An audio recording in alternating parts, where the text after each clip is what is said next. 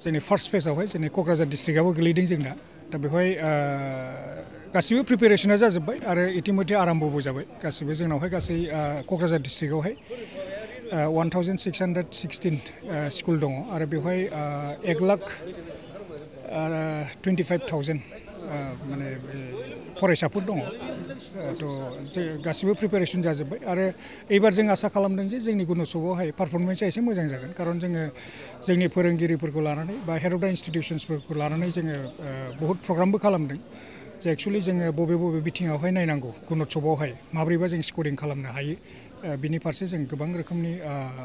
motivational जोङो प्रग्रामफोरबो खालामदों CRC लेभेलावबो जों खालामदों ब्लक लेभेलावबो खालामदों गतिके जों आसा खालामो जे मोजाङैनो जागोन मा बिथिं नोजोर होनाय जादों बिसेसकै स्कलास्टिकनि सायावहाय स्कलास्टिकनि सायाव खारन बेहाय 90% दङ बाखिथ' नोङो ओरैनो जेनेबा जोंहा मा होनो बेखौ 5%आ जाहैबाय जोंहा माबा क' स्कलास्टिक आरो 5%आ जोंना बै कमिउनिटि पार्टिसिपेसनाव दङ आरो कमिउनिटि पार्टिसिपेट खालामनाय गतिके जोंनाथ' कमिउनिटिसआथ' पार्टिसिपेट खालामखायो फरायसालिफोराव बेहाय जोंहा प्रब्लेम गैया बाखि प्रब्लेमा जाहैदों जे जोंना गोबां हयथ' स्टुडेन्टफ्रानो एसे रिडिं स्किला बारा गैया ओंखायनो बेवहाय जोङो बिसोरखौहाय रिडिं स्किल मेइनलि रिडिं स्किलावहाय इम्परटेन्स होनांगौ होननानै गथ'फोरखौ जोङो बेवहाय माने स्ट्रेस होनाय जादों आरो लोगोसे निउमारेसि नङा होमबा बेफोरो गतिके जों आसा खालामो एबार मोजां जागोन आरो